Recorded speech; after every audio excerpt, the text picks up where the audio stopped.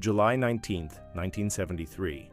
The Washington State Penitentiary was enveloped in its usual evening silence. Outside the windows, darkness reigned, broken only by the faint glow of scattered streetlights and the distant echoes of patrol footsteps. Inside, everything proceeded as normal. The guards dozed off in their chairs, while the prisoners quietly snored away in their cells. But one event disrupted this calm routine. One of the inmates vanished without a trace. His name was William Wittaker. Not a single suspicious sound, not the slightest sign of anything amiss. By morning, his bed in the cell was found empty. However, this was no ordinary escape. Behind this night lay years of relentless effort, incredible patience, and unwavering determination. For a decade, Wittaker had been working on a tunnel just a few meters away from the guards. His tools were nothing more than spoons, plastic containers, and rudimentary homemade devices. Hundreds of nights he spent in total darkness, digging out soil, covering his tracks, and setting up a lighting and ventilation system for his underground passage. And then he disappeared, leaving behind a mystery that continues to captivate minds to this day. What could have driven a person to dedicate 10 years of his life to such a plan? How did he manage to keep his work hidden for so long? And where did he go after gaining his freedom? The police launched a large-scale search operation, but Wittaker seemed to have vanished into thin air. This story is not just about an escape, it's a tale of human willpower, of pushing the boundaries of what's possible, and of how even the boldest dreams can come true. Are you ready to find out how it all unfolded? Then let's begin. William Wittaker was a prisoner sentenced for a bank robbery in 1963. His sentence, a long-term imprisonment, became for him not just a punishment, but a point of no return. According to testimonies from other inmates, Wittaker always stood out for his determination and ability to plan for the long term. He considered himself a victim of unjust justice, believing that his crime did not deserve such a harsh punishment. The motivation for the escape was not only the desire to regain freedom, but also the drive to prove his independence to the system. Wittaker never hid his dissatisfaction with the conditions of detention and the prison regime. However, instead of open conflicts with the guards, he chose the path of patience and calculation. "Freedom is worth the wait," he told his cellmates, hinting at his plans, although none of them could imagine the scale of the future project at the time. Wittaker began planning the escape just a year after his incarceration. This indicates that his decision had been carefully thought out long before the first brick was removed from the wall. 10 years before the historic night of 1973, strange rumors began to spread among the prisoners. Some noticed that Wittaker would often disappear for short periods during walks or various work assignments. Others recounted seeing small piles of dirt that would suddenly appear in the prison yard, only to vanish just as quickly. But no one could connect these observations to anything specific. Everything was dismissed as routine cleaning of the grounds. However, there were those who suspected that Wittaker was preparing something serious. One inmate recalled, "I once noticed him hiding something metallic in his cell. I thought it might be some kind of tool, but even this person couldn't imagine that it was homemade screwdrivers and shovels, crafted from plastic spoons and metal fragments." An interesting fact, Wittaker was known for always trying to work alone. He rarely communicated with other prisoners, which made his activities even more mysterious. Rumors about the tunnel began to intensify a few months before the escape, but neither the guards nor the prison administration took them seriously. The Washington State Penitentiary was one of the most secure prisons of its time. Opened in the early 20th century, it had strong walls, a complex security system, and strict detention conditions. The prisoners were under constant surveillance. Each cell was checked at least 3 times a day, and guards with dogs constantly patrolled the yard. The regime for visits and deliveries was particularly strict. All items that could end up in the hands of prisoners were meticulously inspected for prohibited objects. Metal detectors were used regularly, and any attempt to hide something was punished with additional penalties. Despite all this strictness, Wittaker found a way to bypass the system. A striking fact, he built his tunnel practically right under the noses of the guards, using materials that could be found in any prison workshop. For example, the plastic buckets he used to transport soil were part of the standard equipment for cleaning the grounds. The prison was considered impenetrable, but Wittaker proved otherwise. His story became a symbol of how human ingenuity can overcome any obstacle, And now let's find out exactly how he began to bring his plan to life. Wittaker began his work with a detailed study of the prison grounds.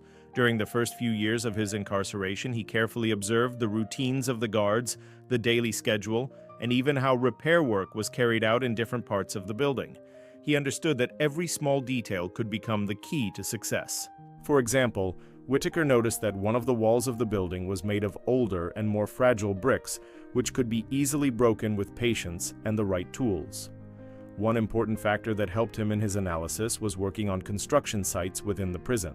Prisoners were often involved in repairs or maintenance work, and it was during these tasks that Wittaker was able to get a closer look at the structure of the building. He mentally marked all the weak points on his mental map, from poorly installed tiles to small technical hatches that could be used to disguise the entrance to the tunnel. An interesting fact, Wittaker created his own map of the prison using only his observations and memory. This map became the foundation for further planning. After analyzing all possible escape options, Wittaker concluded that a tunnel was the safest and most reliable method. Other methods, such as climbing over the wall or using fake documents, were too risky and would require many accomplices, increasing the likelihood of failure. The tunnel allowed him to act alone, minimizing the risk of detection. Additionally, the underground route allowed him to bypass the system of surveillance cameras and patrols that monitored the prison grounds day and night. Wittaker also took into account that the soil in this area was relatively soft, significantly easing the digging process. Wittaker chose the tunnel S exit point so that it was located outside the illuminated area of the prison. This ensured that even if his tracks were discovered, the guards wouldn't be able to quickly locate the point of disappearance.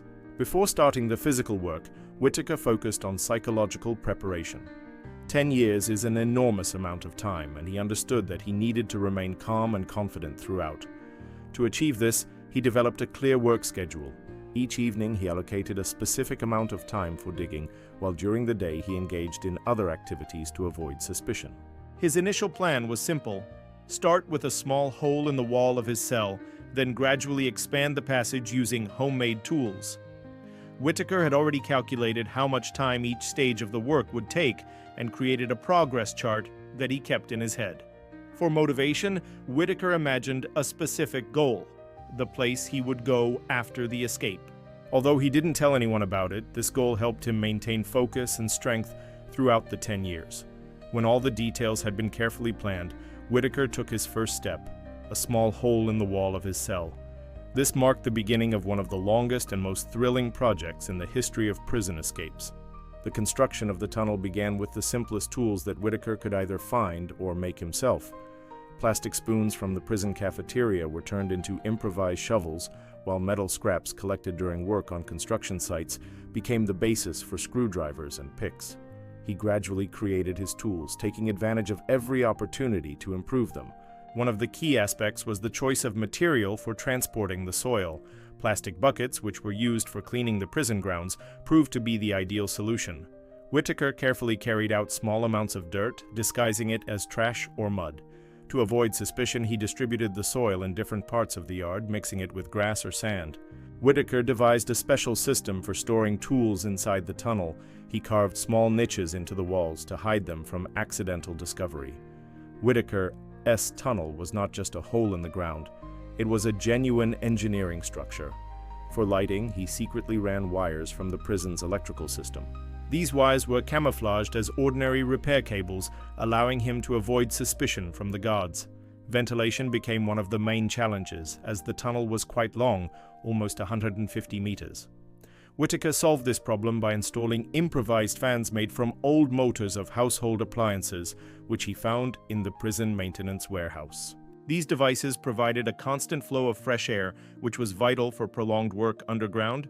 Wittaker also created a special chute for moving inside the tunnel.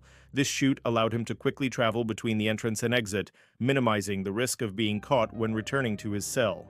One of the most difficult aspects of the project was getting rid of the enormous amount of soil generated by digging. Wittaker developed several methods to conceal it. For example, he scattered the dirt in the corners of the yard, where it could be mistaken for regular mud after rain.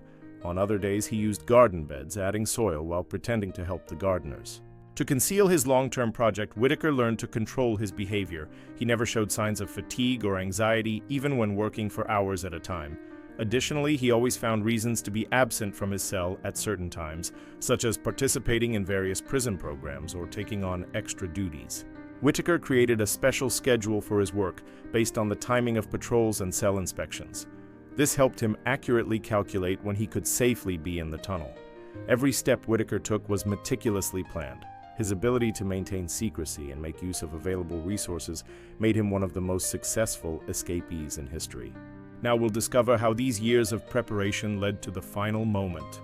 William Wittaker spent 10 long years building his tunnel, and this figure is no coincidence. Each stage of the work required not only physical strength, but also incredible caution. A tunnel nearly 150 meters long under strict surveillance could not be constructed quickly. Doing so would have been tantamount to suicide. Every detail had to be perfectly hidden from the eyes of the guards, and every step was carefully calculated. The difficulty lay not only in the digging itself, but also in the constant need to adapt to changing conditions. For example, if the guards suddenly began conducting additional cell checks or increased the number of patrols in the yard, Wittaker had to adjust his schedule. He knew that any mistake could lead to the failure of the entire project, so he worked slowly but steadily. In addition, Wittaker planned his work in such a way as to advance approximately 15 meters each year. This allowed him to maintain consistent progress without arousing suspicion. Over the course of 10 years working on the tunnel, Wittaker became a true expert in managing his physical condition. Working with primitive tools and constantly straining his muscles was an enormous challenge for his body. To combat fatigue, he developed a special training system that helped him maintain his strength. One of the key decisions was the use of breaks between work sessions. For instance, when he was in the tunnel, he took short pauses to rest, using them to stretch his muscles and regain energy. Additionally, Wittaker paid close attention to his diet, choosing foods that provided his body with the necessary nutrients. Even with all his preparation, Wittaker occasionally faced injuries, cuts from homemade tools, bruises, and even dislocations. However, he learned to treat himself using medical supplies from the prison's first aid kit. In addition to physical challenges, Wittaker faced serious psychological difficulties. 10 years of working in complete solitude was not just a test of patience, it was a real battle with his own mind. Loneliness became especially tormenting during moments when it seemed like the project would never end. The fear of being caught haunted him daily. Every sound behind the wall, every unexpected visit from a guard could signal catastrophe. However, this very fear became a powerful motivator for Wittaker. He used it as a source of motivation, constantly reminding himself that freedom was worth all the effort. Belief in success was the tuning fork that sustained him throughout the years. Wittaker often imagined the day when he would finally emerge from the tunnel into freedom. These mental images helped him stay calm even in the most difficult moments. To maintain his mental health, Wittaker developed special meditation and concentration techniques. He learned to control his thoughts so as not to let fear overcome his determination. Each day of the decade-long journey was a trial for both his spirit and body, but Wittaker never gave up. When the long-awaited day finally arrived, Wittaker did not rush. Over 10 years, he had learned to be patient, and the final stage of preparation was meticulously planned down to the smallest detail.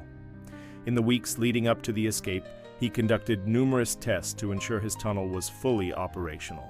Each night, he checked the electricity, ventilation, and structural integrity. He also created backup plans for any unforeseen circumstances. To ensure a successful escape, Wittaker gathered a small set of essential items. These were simple things: several sets of clothing that he had gradually acquired through other prisoners, some food and water, and a map of the region that he had secretly copied from the prison library.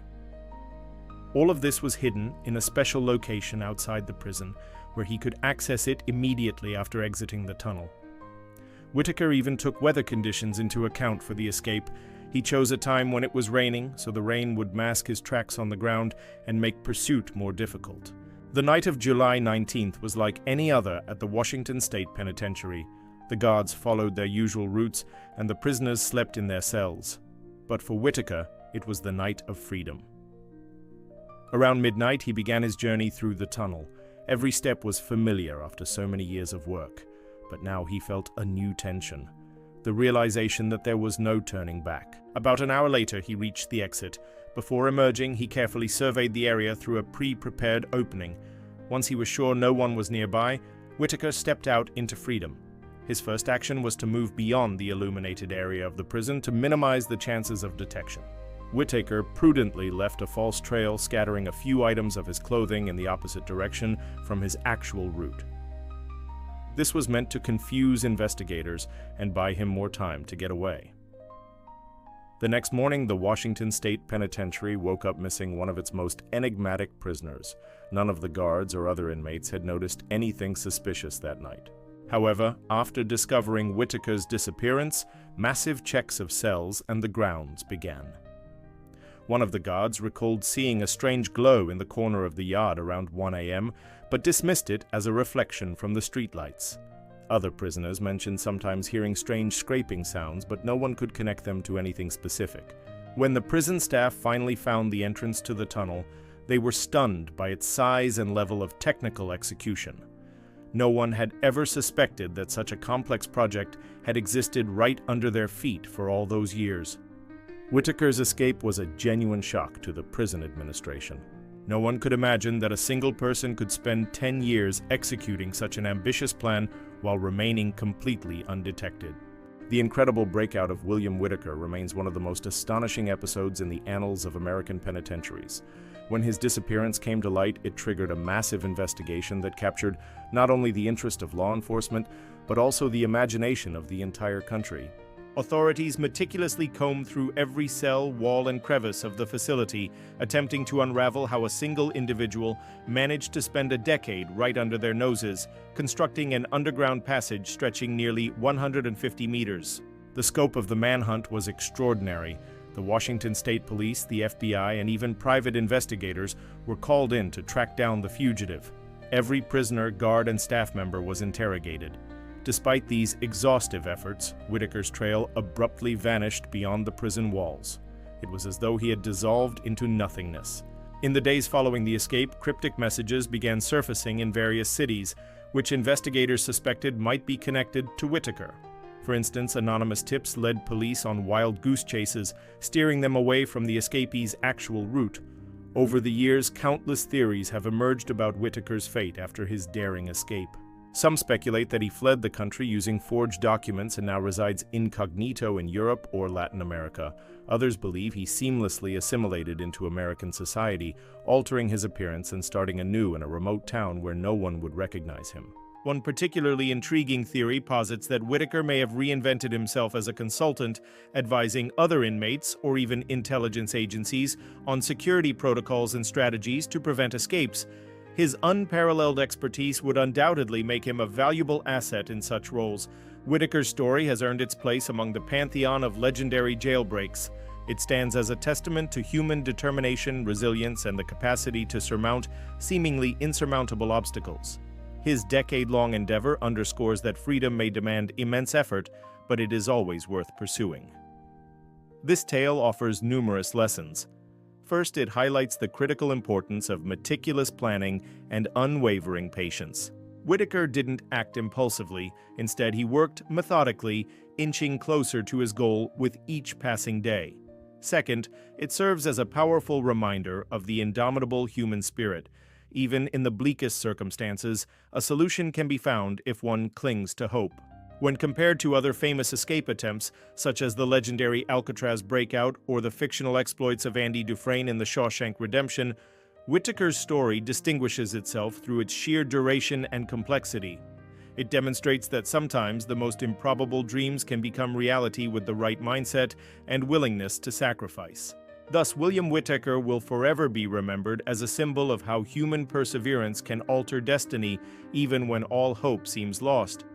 If this story resonated with you and inspired reflection on the strength of the human spirit, don't forget to give it a thumbs up and share it with your friends. And if you're eager to explore more captivating tales, subscribe to our channel so you never miss an update. Your support enables us to continue crafting compelling content. Thank you for listening, and we'll catch you again soon.